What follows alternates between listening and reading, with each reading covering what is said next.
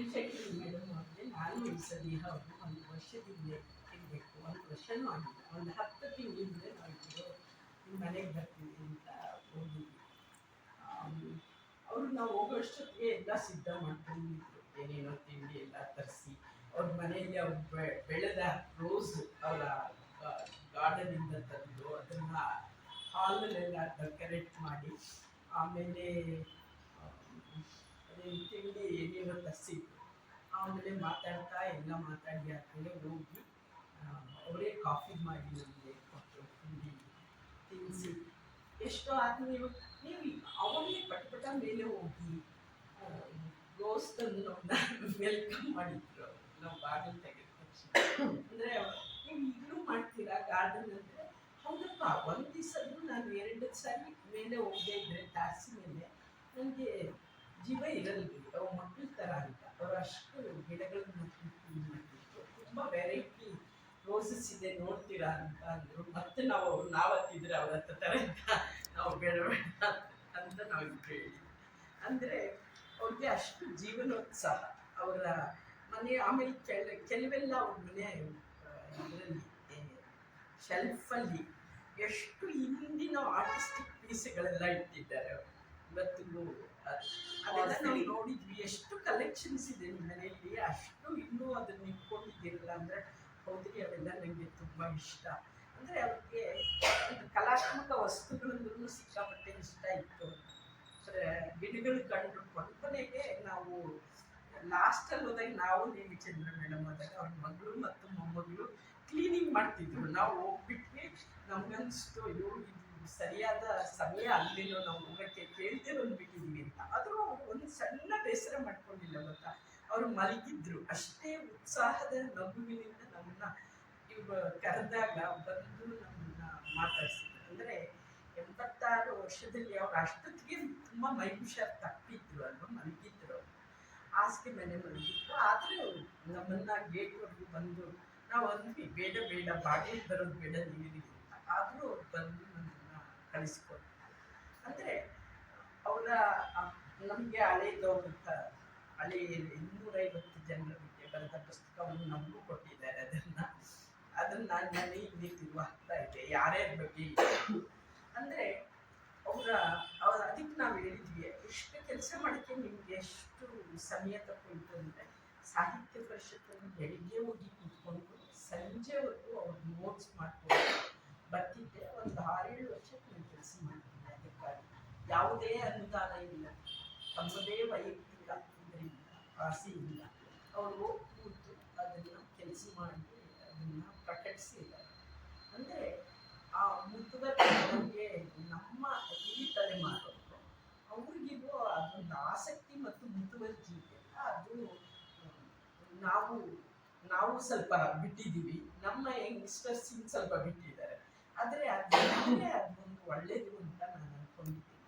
ಯಾಕೆ ಅಂದರೆ ಅಂಥದ್ದೊಂದು ತೊಡಗಿಸಿಕೊಳ್ಳುವಿಕೆ ಇದೆಯಲ್ಲ, ನಮ್ಮನ್ನು ಅನೇಕ ಸಮಸ್ಯೆಗಳಿಂದ ಬಿಡುಗಡೆ ಮಾಡುತ್ತೆ ಅಂತ ನಾನು ಭಾವಿಸಿದ್ದೀನಿ. ಯಾಕೆ ಅಂದರೆ ಇವತ್ತು ಆಚಾರದ ಬಗ್ಗೆ ಅವರಿಬ್ಬರು ತಂಗಿ ಮತ್ತು ಮಗಳು ಮಾತಾಡುವಾಗ 10 ವರ್ಷದಿಂದ ನಾನು ಇದೇ ಸಮಸ್ಯೆಯನ್ನು ನಮ್ಮ ಮನೆಯಲ್ಲಿ ಕೂಡ ಕಂಡೆ.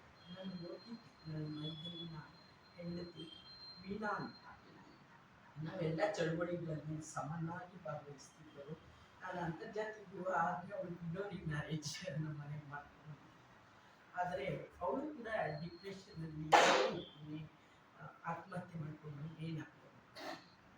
ಅದಂತೂ ನಾವೆಷ್ಟು ಇನ್ನೂ ನನಗೆ ನೆನ್ಕೊಂಡ್ರೆ ಅವಳ ವಿಷಯ ಅಂದರೆ ಅವಳು ಬರುತ್ತೆ. ಸೇಮ್ ವಯಸ್ಸಿನ ಮಗಳು, ಅವತ್ತು ನಾನು ಗಣೇಶ್ ತುಂಬ ಮಾತಾಡ್ತಿದ್ವಿ, ಸೇಮ್ ವಯಸ್ಸಿನ ಮಗಳು. ಆದರೆ ನೀನು ಇವಳು ಆರಾಮಾಗಿ ಅಟ್ಲೀಸ್ಟ್ ಮಾತು ಬರ್ತಿದೆ. ಅವಳು ಎಷ್ಟೋ ವರ್ಷಗಳ ಕಾಲ ನಮ್ಮ ಜೊತೆ ಕೂಡ ಅವಳು ಮಾತೇ ಆಗ್ತಿದ್ವಿ.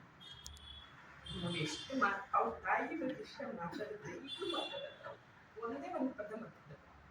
ಅಂದರೆ ಯಾಕೆ ಹಂಗಾಗತ್ತೆ ಅಂತ ನಾವು ತುಂಬ ಶೋಧ ಮಾಡ್ತೀವಿ. ಯಾಕೆ ಹಂಗಾಗುತ್ತೆ, ಯಾಕೆ ಅದಕ್ಕೆ ನನ್ನ ಮಗ ಹುಡುಕಿ ಅವರ ಚಿಕ್ಕಮ್ಮ, ತುಂಬ ಪ್ರೀತಿ ಚಿಕ್ಕಮ್ಮ ಶೋಧ ಮಾಡಿದಾಗ ಹೇಳ್ತಾ, ಹ್ಯಾಪಿನೆಸ್ ಎನ್ಸೈನ್ಸ್ ಡಿಪ್ರೆಷನಲ್ಲಿದ್ದರೆ ಬಿಡುಗಡೆ ಆಗುತ್ತೆ. ಹ್ಯಾಪಿನೆಸ್ ಅವ್ರ ಜೀವನದಲ್ಲಿ ಸಂತೋಷ ಅನ್ನೋದನ್ನೇ ಕಳ್ಕೊಳ್ತಾರೆ. ಸೊ ಸಂತೋಷ ಪಡದೇ ಇರುವಾಗ ಜೀವನದ ಉತ್ಸಾಹವೇ ಇರಲ್ಲ, ಬದುಕಬೇಕನ್ನೋ ಯಾವ ಆಸೆನೂ ಇರಲ್ಲ. ಸೊ ಆ ಡಿಪ್ರೆಷನ್ಗೆ ಹೋದಾಗ ನಾವು ಗಮನಿಸ್ಬೇಕಾಗಿರೋದು ಏನಂದರೆ, ಅದಕ್ಕೆ ನನಗೆ ಅವತ್ತು ಪ್ರಕಾಶಿಕರ ಸಂಘದ ಒಂದು ಕಾರ್ಯಕ್ರಮಕ್ಕೆ ಮೇಡಮ್ ಕರೆದಿದ್ದಾಗ ನಾನು ಹೋಗಿದ್ದೆ. ಆಗ ಆಶಾ ನಾವಿಬ್ಬರು ಪಕ್ಕ ಪಕ್ಕನೇ ಕೂತಿದ್ವಿ. ಅವ್ರು ಎಷ್ಟು ಇಂಟ್ರಾವರ್ಟೆಡ್ ಇತ್ತು. ನಾನು ಅವ್ರನ್ನ ತುಂಬ ಸರಿ ಮಾತಾಡೋ ಪ್ರಯತ್ನ ಮಾಡಿದೆ, ತುಂಬ ಪ್ರಯತ್ನ ಮಾಡಿದೆ. ಅವರು ಎಷ್ಟು ಮಾತಾಡ್ತೀನೋ ಅದಕ್ಕೊಂದಷ್ಟೇ ಉತ್ತರ ಹೇಳ್ತಿದ್ವಿ. ಆಮೇಲೆ ನಾವು ಕೆಳಗಡೆ ಬಂದ್ವಿ. ಎಷ್ಟು ಅಂದ್ರೆ 4 ಬರೋದು. ನಾನು ಸ್ವಲ್ಪ ಜಾಸ್ತಿ ಮಾತಾಡ್ತೀನಿ, ನನ್ನನ್ನೆಲ್ಲರೂ ಬೈತಾರೆ, ಕಲ್ಲನ್ನು ಮಾತಾಡಿಸ್ತೀನಿ. ಆದರೆ ನಾನು ಎಷ್ಟು ಪ್ರಯತ್ನ ಮಾಡಿದ್ರು ಅವರು, ಅಂದರೆ ಡಿಸ್ಟೆನ್ಸ್. ಅದಕ್ಕೆ ಮುಂಚೆ ನಾನು ಅವ್ರನ್ನ ನೋಡಿದ್ದು HL ಪುಷ್ಪ ಅವರು ಕಾದಂಬರಿಗಳು ಕಟ್ಟುವ ವಿಧಾನ ಕೊಟ್ಟು ಅವ್ರನ್ನೂ ಕರೆದಿದ್ರು, ನನ್ನೂ ಕರೆದಿದ್ರು. ಮತ್ತು ಚೆಸ್ ಸುಜಾತ ಮತ್ತು ಇನ್ನೊಬ್ಬರು ಸಂಧ್ಯಾರಾಣಿ, 4 ಜನರು ಮಾತಾಡಕ್ಕೆ ಕರೆದಾಗ ಅವರು ನಾನು ಪಕ್ಕನೇ ಕೂತಿದ್ದೆ. ಆಮೇಲೆ ನಾವಿಬ್ಬರು ನಡ್ಕೊಂಡು ಮೇನ್ ರೋಡ್ ಹೋದಾಗ ನಾನು ಅವ್ರ ಹತ್ರ ಮಾತಾಡ್ತಾನೆ ಇದ್ದೀನಿ, ಅವ್ರು ನನ್ನ ಹತ್ರ ಸಂವಾದಿಸ್ಲಿಲ್ಲ. ಅಷ್ಟೇ ಮಾತಾಡಿಲ್ಲ. ಆಮೇಲೆ ನೀವು ಎಲ್ಲಿಗೆ ಹೋಗ್ತೀರಿ? ಅವಾಗ ನಾನು ನಮ್ಮ ಹಸ್ಬೆಂಡ್ ಹೋಗಿದ್ವಿ, ನಾವು ಡ್ರಾಪ್ ಮಾಡಬಹುದು ಆ ಕಡೆಗಾದರೆ, ನಮ್ಮ ಮನೆ ಕಡೆಗಾದರೆ. ಅವರು ಇಲ್ಲ ನನಗೆ ಹೋಗಿ ಬಂದೆ, ನಾನು ಒಬ್ಬಳೇ ಹೋಗಿ ಬಂದೆ, ಯಾರ ಸಹಾಯನೂ ಬೇಡ ಅಂತ ಅಂದರು. ಸರಿ ಓಕೆ, ನನಗೆ ಸ್ವಲ್ಪ ನಾನು ಕೇಳ್ತೀನಿ, ಆದರೆ 4 ಸರಿ ಕೇಳ್ತಿಲ್ಲ, ಅವ್ರು ಬೇಡ ಅಂದರೆ ನಾವೇನು ಮಾಡ್ತಾರೆ ಅಂದ್ಕೊಂಡು ಸರಿ ಹೋಗೋಣ ಅಂತ ನಾವು ಬಂದ್ವಿ. ನನ್ನೇನು ಅವತ್ತು ಕೂಡ ನಾವು ಕೆಳಗಡೆ ಬಂದಾಗ ಇವ್ರದ್ದೆಲ್ಲ ಬುಕ್ ಮಾಡಿದ್ರು, ಗಾಡಿ ಸಿಕ್ಕಿ ಹೋದ್ರು. ಅವರೊಬ್ಬರದ್ದೇ ಇನ್ನೂ ಬುಕ್ ಆಗಿರಲಿಲ್ಲ. ನಾನು ಅವ್ರದ್ದು ಬುಕ್ ಆಗಲಿ ಅಂತ ನಾನು ಕಾಯ್ತಾ ಇದ್ದೆ, ಮತ್ತು ಮಾತಾಡಿಸ್ತಿದ್ದೆ. ಆವಾಗಲೂ ಅವರಿಗೆ ನೀವು ಹೋಗಿ, ನನಗೆ ಸಿಕ್ಕತ್ತೆ ಗಾಡಿ, ನೀವು ಹೋಗಿಲ್ಲ. ಇಲ್ಲ ನೀವು ಹೋಗೋವರೆಗೂ ನಾವು ಇರ್ತೀವಿ ಅಂತ. ಕೊನೆಗೂ ಅವ್ರಿಗೆ ಆಟೋ ಸಿಕ್ಕಿದ ಮೇಲೇ ನಾವು ಬಂದ್ವಿ. ಆದರೆ ಯಾಕೆ ಹಂಗೆ ಆಗುತ್ತೆ ಅಂದರೆ, ಅವ್ರಿಗೆ ಸೇರಕ್ಕಾಗದೇ ಇರುವಂಥ ಸಮಸ್ಯೆ ಇದೆಯಲ್ಲ, ಆ ಸಮಸ್ಯೆ ಅದು ಮನಸ್ಸಿಗೆ ಸಂಬಂಧಿಸಿದ್ದು. ನಾವು ಅದನ್ನು ಗುರುತಿಸ್ಕೊಂಡು ಎಕ್ಸೆಪ್ಟೆನ್ಸ್ ಮಾಡೋಕ್ಕೆ ಅದು ತುಂಬ ಕಷ್ಟ. ನಾನು ಹೋಗಿದ್ದೀವಿ, ಆದರೆ ಅವ್ರಿಗೆ ಔಷಧಿ ಕೊಡ್ತಾ ಇದ್ರು, ಎಲ್ಲರೂ ಹೇಳಿ ಕೊಡ್ತಾ ಇದ್ದಾಗೂ ಕೂಡ ಡೋಸೇಜ್ ಕಡಿಮೆ ಆದರೂ ಕೂಡ ಅದು ಸಮಸ್ಯೆ ಬರುತ್ತೆ. ಇಲ್ಲ ಔಷಧಿನೇ ಅಕ್ಸೆಪ್ಟ್ ಮಾಡಿಲ್ಲ ಅನ್ಸುತ್ತೆ. ಆದರೆ ಒಂದ್ಸರಿ ಡಿಪ್ರೆಷನ್ಗೆ ಹೋದರೆ ಅದು ಹೊರಗೆ ಬರೋದಿದೆಯಲ್ಲ, ಸುಲಭ ಅಕ್ಸೆಪ್ಟ್ ಮಾಡದೇ ಇದ್ದರೆ ಮಾತ್ರ ಅದು ಈ ಥರದ ಒಂದಿರುತ್ತೆ. ಅದಕ್ಕೆ ನಾವು ಯಾರೂ ಬ್ಲೇಮ್ ಮಾಡಬಾರ್ದು. ಅದು ನಾನು ವಾಟ್ಸಪ್ಪಲ್ಲಿ ಫೇಸ್ಬುಕ್ಕಲ್ಲಿ ನಾನು ತುಂಬ ಓದಿದೆ ಅವ್ರನ್ನ ಬಂದಾಗ, ಯಾಕೆ ನೀನು ಈಗ ಮಾಡಿದೆ, ಈಗ ನೀನು ಮಾಡ್ತೀಯ ಅಂತ ನಾವು ನಿರೀಕ್ಷೆ, ಆ ಥರದ್ದೆಲ್ಲ ಅಲ್ಲ. ಅದಕ್ಕೆ ನಾವು ಸಿಂಪತಿ ಅನಂತಲ್ಲಿ ಮಾತಾಡೋದಕ್ಕಿಂತ ಅವ್ರು ಇರೋವಾಗಲೇ ಸರಿಯಾದ ವಿಧಾನದಲ್ಲಿ ಅವ್ರನ್ನ ಐಡೆಂಟಿಫೈ ಮಾಡಿ ನಾವು ಅವರಿಗೆ ಟ್ರೀಟ್ಮೆಂಟ್ ತಗೊಳ್ಳೋಕ್ಕೆ ಒಲಿಸೋದು, ಮನಸ್ಸನ್ನು ಒಲಿಸೋದು ಮತ್ತು ಅದಕ್ಕೆ ಒಪ್ಪಿಸೋದು, ಆ ಕೆಲಸನೇ ಮಾಡೋದು ಬಹಳ ಮುಖ್ಯವೇ. ಬಿಟ್ಟರೆ ಅನಂತರದಲ್ಲಿ ಏನು ಮಾತಾಡಿದಾಗ ಅದು ನಮ್ಮ ಬಾಯಿ ಚಪ್ಪಲ ಅಂತ ನಾನು ಅಂದ್ಕೊಂಡಿದ್ದೀನಿ.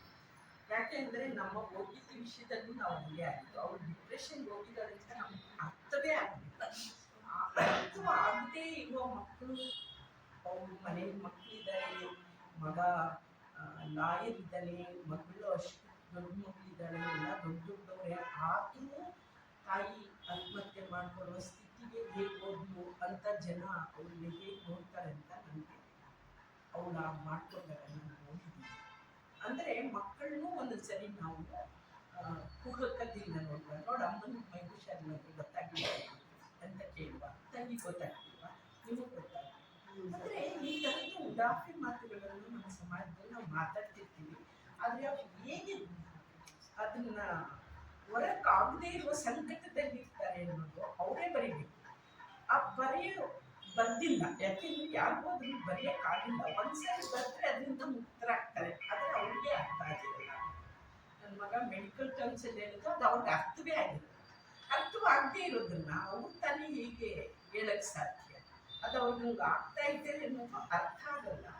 ಅದನ್ನು ಗುರುತಿಸ್ಬೇಕು ಬಹಳ ಸೂಕ್ಷ್ಮವಾಗಿ. ಆದರೆ ಭಾರತದಲ್ಲಿ ಅಂಥ ಸೂಕ್ಷ್ಮಮತಿಗಳು ಬಹಳ ಕಡಿಮೆ. ಗುರುತಿಸೋದು ಅಂಥ ಸೂಕ್ಷ್ಮಮತಿಗಳು ನಾವು ಬಹಳ ಕಡಿಮೆ ಇದ್ದೀವಿ. ನಮಗೆ ಅವಳ ಸ್ವಭಾವ ಅದು ಅಂತ ನಾವು ಹೇಳ್ತೀವಿ, ಅಥವಾ ಅದನ್ನು ನೆಗ್ಲೆಕ್ಟ್ ಮಾಡ್ತೀವಿ, ಅಥವಾ ಅದನ್ನು ತಿರಸ್ಕಾರದಿಂದ ನೋಡ್ತೀವಿ. ಇದು ನಂಗೆ ಎಷ್ಟು ಸರಿ ಅನಿಸಿತ್ತು ಅಂದರೆ ಆಶಾ ಅವ್ರು ಮಾಡಿದಾಗ ನನಗೆ ಎಷ್ಟು ಸರಿ ಅನಿಸಿತ್ತು ನಾವು ಅವ್ರನ್ನ ಕಾರ್ಯಕಾರಿಣಿ ತಕ್ಕೋಬೇಕಾಗಿತ್ತು ಅಂತ ನನಗೆ ಎಷ್ಟು ಸರಿ ಅನಿಸಿತ್ತು ಅಂದರೆ ಒಂದು ನಾವು ಅಟ್ಲೀಸ್ಟ್ ತುಂಬ ಬೆರಿತಿದ್ರೆ ಬದಲಾಗ್ಬೋದಾ ಅವರು ಅನ್ನೋ ಆಸೆ ಇತ್ತು ನನಗೆ. ಆದರೆ ಅವರು ಅಷ್ಟಕ್ಕೂ ಸಿಕ್ಕಿರಲಿಲ್ಲ. ಅವರು ಸ್ವಲ್ಪ ಮೌನಿ ಅಲ್ಲ. ಸೊ ಹಾಗಾಗಿ ಅನೇಕ ಸರಿ ನಾವು ಆ ಮೌನಕ್ಕೆ ಕಾರಣಗಳನ್ನು ಪರಿಚಯ ಇಲ್ಲದೆ ಇದ್ರೆ ಹುಡ್ಕೊಳಕ್ಕಾಗೋದಿಲ್ಲ. ತುಂಬ ಹತ್ತಿರದಲ್ಲಿ ಇರೋದು ಹುಡುಕಿದ್ರು ನೀವು ಹೇಳಿದ್ರಲ್ಲ, ಅವ್ರು ಆಕ್ಸೆಪ್ಟ್ ಮಾಡಲಿಲ್ಲ, ಆಕ್ಸೆಪ್ಟ್ ಮಾಡಲ್ಲ. ಅದು ಒಂದು ಫೋರ್ಸ್ಫುಲ್ ಆಗಿ ನಾವು ಆಕ್ಸೆಪ್ಟ್ ಮಾಡಿಸ್ಬೇಕು. ಅದನ್ನ ಕಂಡ್ಕೊಂಡ ತಕ್ಷಣ ಆಕ್ಸೆಪ್ಟ್ ಮಾಡಬೇಕಾಗುತ್ತೆ. ಮತ್ತೆ ಡೋಸೇಜು ಕೂಡ ಅಷ್ಟೇ ವೇರಿ ಆಗ್ತಾ ಇರುತ್ತೆ ಇದರಿಂದ. ಅದ್ರದ್ದು ಕೂಡ ಕಂಡ್ಕೊಳ್ದೇ ಇದ್ರೆ ಅದು ಮುಂದೆ ಅದು ಕೂಡ ಪ್ರಾಬ್ಲಮ್ ಅಂತ ಹೇಳ್ತಾರೆ. ಸೊ ಈ ಎಲ್ಲ ಹಿನ್ನೆಲೆಯಿಂದ ಡಿಪ್ರೆಷನ್ ಯಾಕಾಗತ್ತೆ? ಯಾಕೆಂದರೆ ನೋಡಿ, ನಮ್ಮಲ್ಲಿ ಎಷ್ಟೋ ಜನ ಗಂಡಂದು ತೀರ್ಕೊಂಡ್ಮೇಲೆ ಸಂಗಾತಿ ತೀರ್ಕೊಂಡ್ಮೇಲೆ ಬದುಕಿ ಬಿಡ್ದಿರೋದು ಬೇಕಾದಷ್ಟು ಜನ ಇದೆ. ಆದರೆ ಎಲ್ಲರೂ ಏನು ಡಿಪ್ರೆಷನ್ ಹೋಗಲ್ಲ. ಅದು ನಮ್ಮ ಸ್ವಭಾವ ಮತ್ತು ನಮ್ಮದೇ ಆದ ಬೇರೆ ಬೇರೆ ಪ್ರಾಬ್ಲಮ್ಗಳಿಂದ ಡಿಪ್ರೆಷನ್ ಹೋಗೋದಿಲ್ಲ.